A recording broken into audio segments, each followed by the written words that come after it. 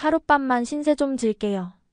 서울 외곽의 오래된 주택가에서 72세의 백영수는 이제 별다른 재미도 없이 홀로 하루하루를 보내고 있었습니다. 매일 아침 6시에 일어나 찬물로 세수를 하고 잘 닦은 그릇에 밥 한 공기를 담아 간단히 아침을 해결하는 것으로 하루가 시작됩니다. 10년 전 아내가 폐암으로 세상을 떠난 후 그의 집에는 웃음소리가 사라졌죠. 자식들은 모두 외국에 나가 있어 1년에 한두 번 전화 오는 것이 전부였습니다. 오늘도 비가 오네. 창밖으로 보이는 잿빛 하늘을 바라보며 영수는 한숨을 내쉬었습니다. 찬장에서 약봉지를 꺼내 고혈압 약을 챙겨 먹은 후 빗소리를 배경음악 삼아 신문을 펼쳤습니다. 수십 년간 이어온 습관이었습니다. 저녁이 되자 비는 더욱 거세졌고 영수는 창문이 제대로 닫혔는지 확인하기 위해 거실을 둘러보았죠. 그때였습니다. 대문 밖에서 들려오는 희미한 기침 소리가 영수의 귀에 들어왔어요. 처음에는 무시하려 했지만 계속되는 소리에 결국 현관문을 열어보았습니다. 그곳에는 흠뻑 젖은 흰 셔츠와 청바지를 입은 젊은 여성이 대문 앞에 쭈그려 앉아 있었습니다. 한 손에는 보자기로 감싼 작은 짐 하나를 꼭 쥐고 있었죠. 누구세요? 영수의 목소리에 젊은 여성이 고개를 들었습니다. 죄송합니다. 하룻밤만 비만 피하게 해주시면 안 될까요? 떨리는 목소리였습니다. 28쯤 되어 보이는 여성의 창백한 얼굴에는 피곤함이 가득했습니다. 영수는 망설였습니다. 요즘 세상에 낯선 사람을 집에 들이는 것은 위험한 일이었으니까요. 하지만 비에 젖은 그녀의 모습이 어쩐지 안쓰러웠습니다. 그녀의 눈빛에서 간절함이 느껴졌고 체격도 작아 위협적으로 보이지는 않았습니다. 여기서 뭐 하는 거예요? 가족은요? 영수가 물었습니다. 여자는 고개를 저었습니다. 없어요. 제가 잠시 지낼 곳이 필요해서요. 그녀의 목소리에서 부끄러움이 묻어났습니다. 노숙자라는 말을 직접 하기는 힘들었던 것 같았죠.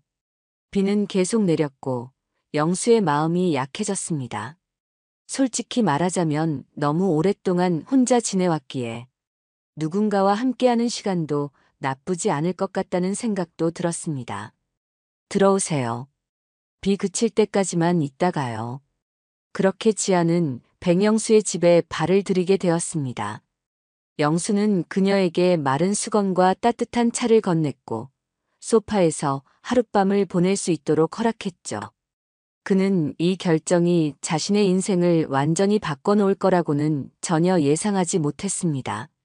성함이 어떻게 되세요? 영수가 물었습니다. 젊은 여성은 잠시 주저하더니 대답했어요. 지아라고 합니다. 한지아요. 영수는 고개를 끄덕이며 부엌으로 향했습니다. 차를 타는 동안 지아는 주변을 조심스럽게 살펴보았죠. 깔끔하게 정돈된 거실이었지만 가구들은 모두 오래되어 보였고 집 곳곳에서 외로움이 느껴졌습니다. 테이블 위에는 반쯤 풀린 십자수와 오래된 사진첩이 놓여 있었습니다. 여기 따뜻한 차 마셔요. 영수가 찻잔을 내밀었습니다. 지아는 감사하다는 말과 함께 두 손으로 찻잔을 받아들었습니다. 차가운 손이 따뜻한 잔에 닿자 안도의 한숨을 내쉬었어요. 감사합니다. 정말. 오늘 하루만 신세 질게요. 내일이면 꼭 나갈게요. 영수는 그녀를 자세히 바라보았습니다. 마른 체격의 창백한 얼굴, 그리고 눈에 띄는 피로감. 하지만 그 피곤한 얼굴 속에서도 어딘가 맑은 눈빛이 있었습니다. 어쩌다가 이렇게 됐소? 영수가 물었습니다. 좀 더 격식 있는 말투가 나왔지만 그건 오랫동안 혼자 살며 대화할 기회가 없었기 때문이었죠. 지아는 차를 한 모금 마시고 잠시 침묵했습니다. 그녀의 눈빛이 흔들렸어요. 알바하던 곳이 갑자기 문을 닫았어요. 월세도 밀리고 짐도 다 압류당했고요. 영수는 더 묻지 않았습니다. 젊은이의 사생활을 지나치게 캐묻는 것은 예의가 아니라고 생각했죠. 대신 주방을 가리키며 말했습니다. 배고프면 라면이라도 끓여 먹어요. 냉장고에 김치도 있으니 챙겨 먹고. 지아의 눈이 순간 반짝였습니다. 배고팠던 모양이었죠. 하지만 그녀는 그저 고개를 숙여 감사 인사를 했습니다. 저녁이 깊어갈수록 비는 더욱 거세졌습니다. 천둥 소리에 지아가 움찔하는 모습을 보며 영수는 담요를 한 장 더 가져왔어요. 그러자 지아는 조심스럽게 말을 꺼냈습니다. 제가 뭐라도 도울 일은 없을까요? 청소라도. 영수는 고개를 저었지만 지아는 벌써 일어나 부엌으로 향하고 있었습니다. 그녀는 설거지를 시작했고 영수가 말릴 새도 없이 부엌을 정리하기 시작했어요. 그러던 중 지아는 부엌 찬장 문이 삐걱거리는 소리를 듣고 가까이 다가갔습니다. 이거 고장났네요. 지아가 찬장 문을 유심히 살펴보더니 말했어요. 도구 상자 있으세요? 영수는 의아했지만 현관 옆 창고에서 오래된 도구 상자를 가져왔습니다. 지아는 능숙하게 드라이버를 골라들고 문짝의 나사를 조였습니다. 몇 분 후 찬장 문은 더 이상 삐걱거리지 않았어요. 예전에 인테리어 알바를 잠깐 했었어요. 지아가 수줍게 웃으며 말했습니다. 영수는 놀랐습니다. 그녀의 손놀림이 누군가를 닮았기 때문이었죠. 형이 그랬습니다. 영수의 형은 목공소를 운영했고 어떤 물건이든 금세 고칠 수 있는 손재주가 있었습니다. 그 기억이 불현듯 떠올라 영수의 마음이 잠시 아려왔어요. 참, 친구는 저기 옷장 맨 위 칸에 있어요. 소파가 불편하면 이부자리 깔고 자도 돼요. 지아는 고개를 저었습니다. 아니에요. 이 정도면 정말 감사해요. 소파면 충분합니다. 그날 밤 영수는 오랜만에 집에 다른 사람이 있다는 느낌의 묘한 안도감을 느꼈습니다. 창밖으로는 여전히 비가 내리고 있었지만 집안은 어쩐지 조금 더 따뜻하게 느껴졌어요. 다음 날 아침 영수는 평소보다 늦게 잠에서 깨어났습니다. 거실에서 들려오는 조용한 움직임 소리에 눈을 떴죠. 부엌에서는 누군가 조심스럽게 그릇을 다루는 소리가 들렸습니다. 순간 혼란스러웠지만 곧 어제의 기억이 떠올랐어요. 젊은 노숙자 여성이 하룻밤을 묵어갔었지요. 아, 일어나셨어요? 지아가 부엌에서 고개를 내밀었습니다. 죄송해요, 시끄럽게 해서. 아침 준비하고 있었어요. 영수는 놀랐습니다. 식탁 위에는 간단한 아침 식사가 차려져 있었어요. 김이 모락모락 나는 밥과 몇 가지 반찬들, 그리고 따뜻한 국이 놓여 있었습니다. 이런 건 안 해도 되는데. 영수가 말했지만 속으로는 누군가가 자신을 위해 차려준 식사가 오랜만이라 마음이 따뜻해졌습니다. 제가 신세졌으니 당연한 거예요. 지아가 웃으며 말했어요. 냉장고에 있는 재료로만 했으니까 별거 없어요. 함께 식사를 하는 동안 영수는 지아가 빗속에서 자신의 집 대문 앞까지 오게 된 사연이 궁금했습니다. 하지만 굳이 묻지는 않았어요. 다만 식사를 마치고 지아가 그릇을 치우며 오늘 날씨가 좋네요. 정말 감사했어요 라고 말했을 때 영수는 문득 입을 열었습니다. 갈 곳은 있나요? 마땅치 않으면 갈 곳을 구할 때까지 좀 더 있다가도 좋소. 그 말은 영수 자신도 예상하지 못한 것이었습니다. 지아는 잠시 망설이는 듯 했으나 이내 고개를 끄덕였어요. 사실 갈 곳이 없었던 것입니다. 이틀 사흘이 지나면서 지아는 조금씩 자신의 이야기를 꺼내기 시작했습니다. 영수가 묻지 않아도 그녀는 종종 과거에 대해 이야기했어요. 마치 오랫동안 누군가에게 털어놓고 싶었던 이야기들을 조금씩 꺼내는 것 같았습니다. 중학교 때였어요. 지아가 빨래를 개며 말했습니다. 부모님이 이혼하셨는데 엄마는 재혼하시면서 저를 외할머니께 맡기셨어요. 영수는 묵묵히 듣고만 있었습니다. 지아의 목소리에는 슬픔보다는 담담함이 묻어났어요. 외할머니는 정말 좋으신 분이었어요. 하지만 제가 고등학교에 들어갈 때쯤 돌아가셨죠. 지아의 손이 잠시 멈췄습니다. 그 후로는 보호자가 없어져서 고아원으로 가게 됐어요. 다른 가족은 없었나? 영수가 조심스럽게 물었습니다. 지아의 눈빛이 잠시 흔들렸어요. 네. 영수는 지아의 얼굴에서 깊은 상실감을 읽을 수 있었습니다. 그녀는 계속해서 말했어요. 고아원에서는 적응하기 힘들었어요. 결국 고등학교 2학년 때 자퇴하고 나왔죠. 그 후로는 편의점, 주유소, 식당. 안 해본 알바가 없을 정도로 여기저기서 일했어요. 지아의 이야기를 들으며 영수는 자신의 삶과 비교했습니다. 그는 비록 지금은 외롭지만 적어도 젊은 시절에는 가족의 사랑을 느끼며 살아왔죠. 반면 지아는 너무 어린 나이에 버림받고 혼자서 세상을 살아왔던 것입니다. 가끔 생각해요. 언젠가는 좋은 날이 오지 않을까. 지아가 창밖을 바라보며 말했습니다. 맞아요. 그래도 살아있으니까 언젠가는 좋은 날이 오겠죠. 영수는 지아의 긍정적인 태도에 감탄했습니다. 그토록 힘든 상황에서도 희망을 잃지 않는 모습이 대단하게 느껴졌어요. 자신은 아내를 잃은 후 완전히 삶의 의미를 잃어버렸는데 이 젊은 여성은 그보다 더한 고난 속에서도 미래를 바라보고 있었습니다. 그런데 할아버지는 자제분들과 연락 안 하세요? 지아가 물었습니다. 영수는 한숨을 내쉬었어요. 아들 둘, 딸 하나가 있는데 모두 외국에 나가 있어. 1년에 한두 번 전화나 오지. 그렇게 서로의 외로움을 나누며 영수와 지아는 조금씩 가까워져 갔습니다. 나흘째 되는 날 영수는 지아가 거실 구석에서 무언가를 열심히 그리고 있는 것을 발견했습니다. 호기심이 생겼지만 다른 사람의 사생활을 침해하는 것 같아 말을 걸지 않았어요. 하지만 지아가 잠시 자리를 비운 사이 테이블 위에 놓인 스케치북이 영수의 시선을 사로잡았습니다.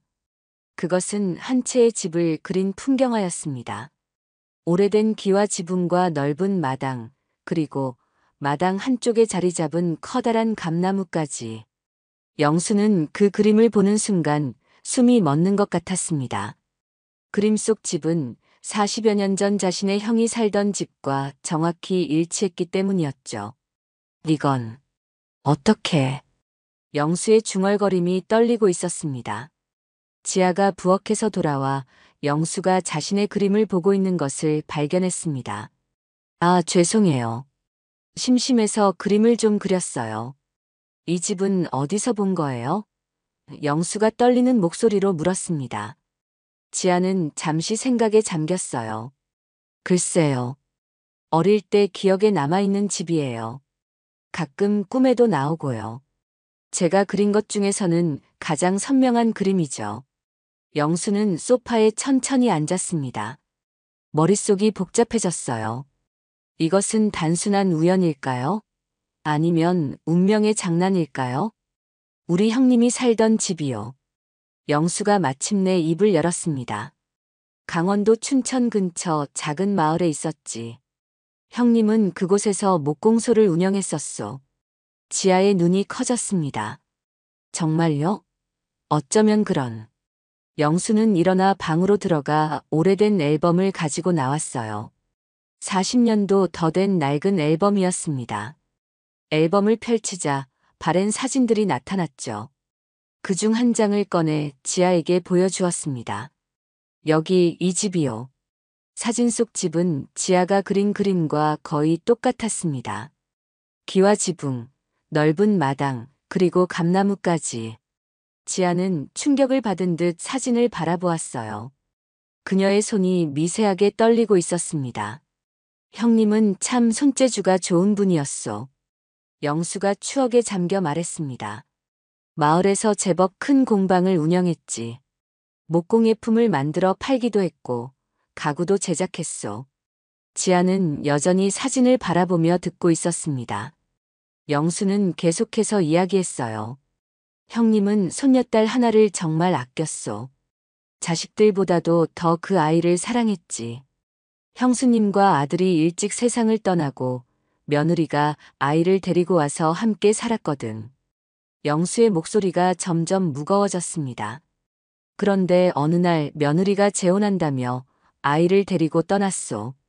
그 후로 형님은 손녀를 찾으려고 무진애를 썼지만 결국 찾지 못했어.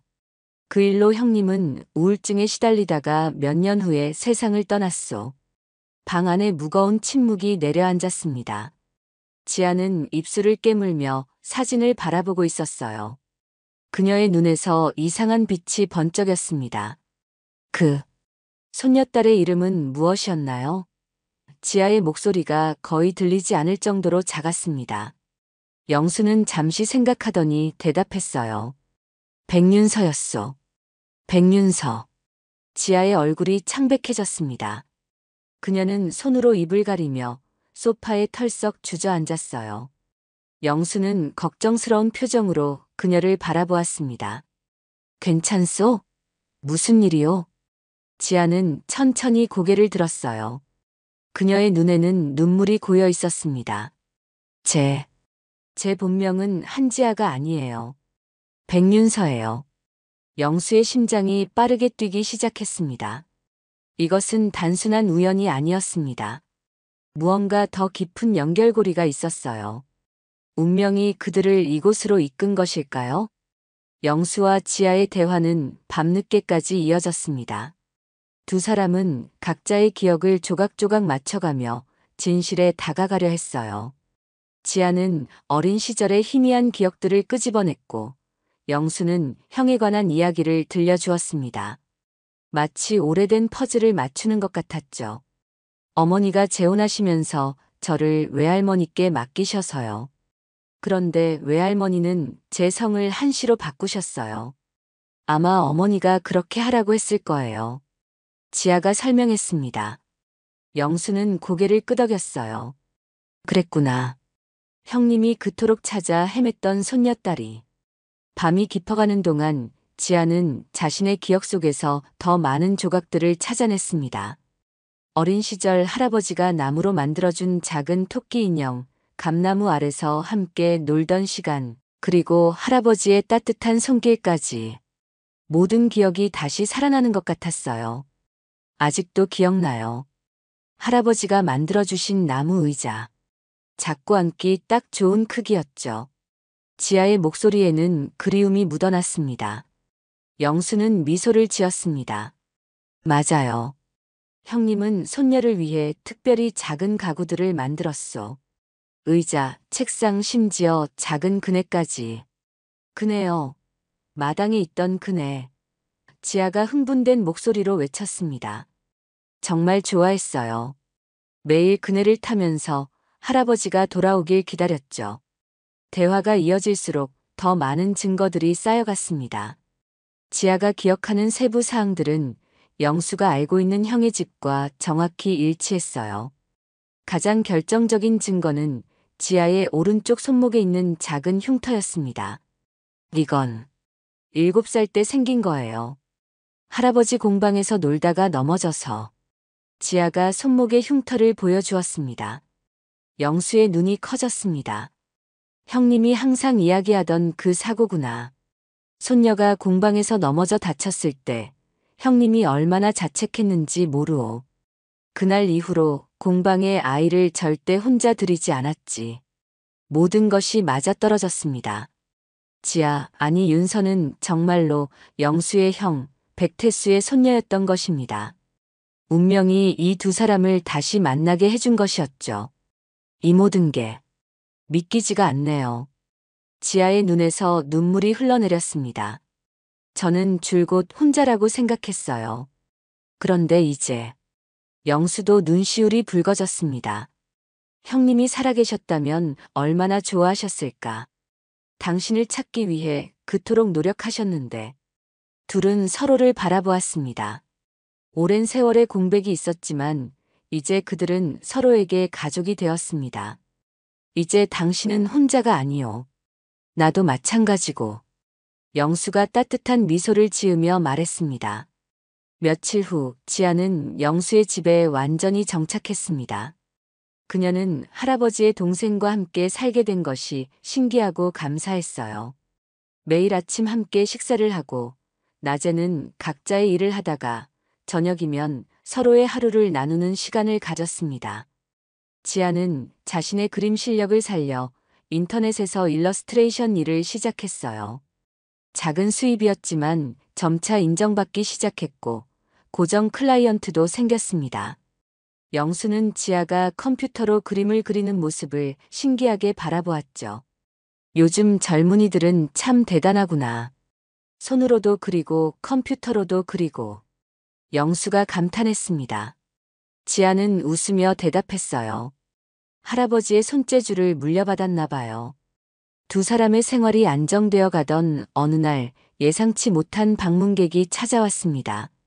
영수의 사촌인 백진호였습니다. 60 중반의 남자로 고급스러운 정장을 입고 있었죠. 영수야, 오래간만이구나. 백진호가 현관에 들어서며 말했습니다. 그의 목소리는 친근했지만 눈빛은 차가웠어요. 영수는 놀란 표정이었습니다. 진호, 웬일로 여기를 다 찾아왔나? 이번에 근처에 사업을 좀 하게 되었거든. 그래서 오랜만에 사촌이나 만나볼까 해서. 백진호가 거실을 둘러보며 말했습니다. 그때 부엌에서 나오던 지아와 눈이 마주쳤어요. 이 젊은 아가씨는 누구지? 영수가 지아를 소개했습니다. 내 조카딸이야. 형님의 손녀지. 백진호의 눈이 순간 날카로워졌습니다. 형님의 손녀라고. 태수 형님의 손녀가 여기 있다고. 지아는 예의 바르게 인사했지만 백진호의 시선이 어딘지 불편했습니다. 그는 곧 화제를 돌렸어요. 영수야, 사실 내가 온 이유가 있어.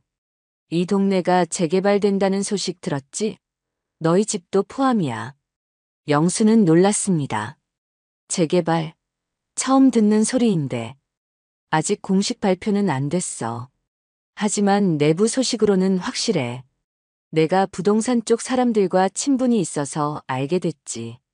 백진호가 자신만만하게 말했습니다. 지아는 이 대화를 들으며 무언가 이상함을 느꼈어요. 백진호의 방문이 단순한 우연으로 보이지 않았습니다. 영수야, 솔직히 말하면 내가 걱정돼서 왔어. 혼자 살면서 이런 큰 집을 관리하기 힘들잖아. 백진호가 걱정스러운 척하며 말했어요. 내가 좋은 요양원을 알아. 시설도 좋고 의료진도 우수해. 집을 팔고 그곳으로 들어가는 건 어때? 영수는 잠시 생각에 잠겼습니다. 사실 그도 나이가 들면서 집을 관리하는 것이 점점 힘들어지고 있었어요. 하지만 지아가 곧 대화에 끼어들었습니다.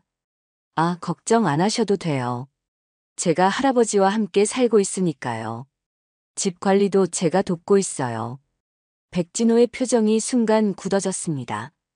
그는 지아를 날카롭게 쳐다보았죠. 그래, 그렇구나.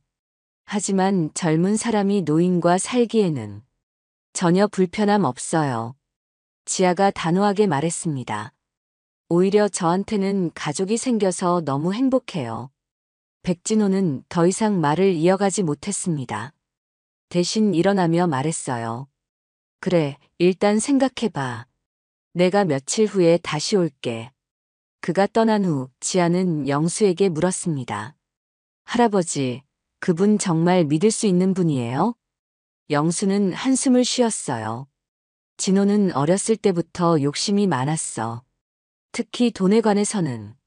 지아는 직감적으로 백진호의 방문이 단순한 친척 방문이 아니라는 것을 깨달았습니다. 그녀는 다음 날 몰래 재개발에 관한 정보를 찾아보기 시작했어요. 며칠 동안 지아는 열심히 조사했습니다. 도서관에 가서 부동산 관련 자료를 찾아보고 인터넷으로 재개발 계획을 검색했어요. 그러나 영수의 동네에 관한 재개발 소식은 어디에도 없었습니다. 의심이 커진 지아는 구청에 직접 찾아가 문의까지 했죠. 구청 직원의 대답은 명확했습니다. 이 지역은 현재 어떤 재개발 계획도 없습니다. 오히려 역사적 가치가 있는 주택가로 보존될 가능성이 높아요. 모든 것이 거짓이었습니다. 백진호의 말은 완전한 속임수였어요. 지아는 영수에게 이 사실을 알리려고 서둘러 집으로 향했습니다. 집에 도착하자 지아는 놀라운 광경을 목격했어요. 백진호가 영수 앞에 서류를 펼쳐놓고 서명을 요구하고 있었습니다. 이건 그냥 형식적인 것뿐이야. 내가 요양원에서 지낼 수 있게 해주는 서류지. 백진호가 부드러운 목소리로 설득하고 있었습니다. 지아는 재빨리 두 사람 사이로 뛰어들었어요. 할아버지, 서명하지 마세요. 재개발은 거짓말이에요. 백진호는 지아를 노려보았습니다. 넌 빠져. 어른들의 일에 끼어들지 마. 지아는 구청에서 받아온 자료를 영수에게 보여주었어요. 여기 봐요. 이 동네는 재개발 계획이 전혀 없어요. 오히려 역사적 가치가 있어서 보존될 거래요. 영수는 자료를 살펴보더니 백진호를 향해 분노한 눈빛을 던졌습니다. 이게 무슨 짓이야? 백진호는 당황했지만 곧 태도를 바꿨어요. 그건 내가 너를 위해서 한 거야. 이 집이 얼마나 가치가 있는지 알아? 내가 내 집을 팔아서 너한테 좋은 환경을 만들어주려고 했던 거지. 내 집을 팔아서? 영수의 목소리가 높아졌습니다. 이 집은 내 재산이야. 내가 어떻게. 그제서야 영수는 모든 것을 이해했습니다. 백진호가 자신의 서명을 받아 집을 팔려고 했던 것이었어요. 아마도 서류는 집을 백진호에게 넘기는 내용이었을 겁니다. 나가. 영수가 손가락으로 현관을 가리키며 말했습니다. 더 이상 내 집에 발도 들이지 마. 백진호는 가방을 집어들며 지아를 노려보았어요. 넌 대체 어디서 나타난 거야? 태수 형님의 손녀라고. 증거라도 있어? 지아는 당당하게 대답했습니다. 제 본명은 백윤서예요. 그리고 증거는 충분히 있어요. 할아버지와 저는 모두 기억하고 있으니까요. 백진호는 이를 악물었지만 더 이상 할 말이 없었습니다. 그는 마지막으로 위협적인 시선을 던지고 집을 나갔어요. 영수는 소파에 털썩 주저앉았습니다. 진호가 그런 사람이었다니. 나를 속이려고 했어. 지아는 영수 옆에 앉아 그의 손을 잡았습니다. 저 없었으면 정말 속을 뻔했네요. 다행이에요. 영수는 지아를 바라보며 미소 지었어요. 내가 내 곁에 있어 다행이구나. 정말 고맙다, 윤서야. 윤서. 오랜만에 들은 자신의 진짜 이름에 지아의 눈에 눈물이 맺혔습니다. 몇 주 후 영수와 지아는 변호사를 찾아가 모든 법적 절차를 밟았습니다. 지아의 본명을 되찾는 과정과 함께 영수는 지아를 자신의 상속인으로 지정했어요. 이제 더 이상 백진호와 같은 사람들이 그들을 위협할 수 없었습니다. 꼭 여기 살지 않아도 돼. 내가 원하는 곳에서 살아도 좋아. 영수가 말했습니다. 지아는 고개를 저었어요. 아니에요. 저는 할아버지와 함께 있고 싶어요. 게다가 이 집이 이제는 저한테도 소중해졌어요. 두 사람은 함께 집을 정비하기 시작했습니다. 오래된 가구들을 수리하고 정원을 가꾸고 심지어 작은 공방까지 마련했어요. 지아는 그곳에서 그림을 그리고 영수는 오랫동안 잊고 있던 나무 공예를 다시 시작했습니다. 형님한테 배운 건데 나도 제법 솜씨가 있었지. 영수가 작은 나무 인형을 만들며 말했어요. 지아는 할아버지의 솜씨에 감탄했습니다. 역시 손재주가 좋으시네요. 저도 가르쳐 주세요. 그렇게 지아와 영수는 새로운 가족이 되었습니다. 외로움에 지쳐있던 두 사람이 서로에게 삶의 의미를 찾아준 것이죠. 영수는 더 이상 홀로 하루하루를 보내지 않았고, 지아는 마침내 자신의 뿌리와 가족을 찾았습니다.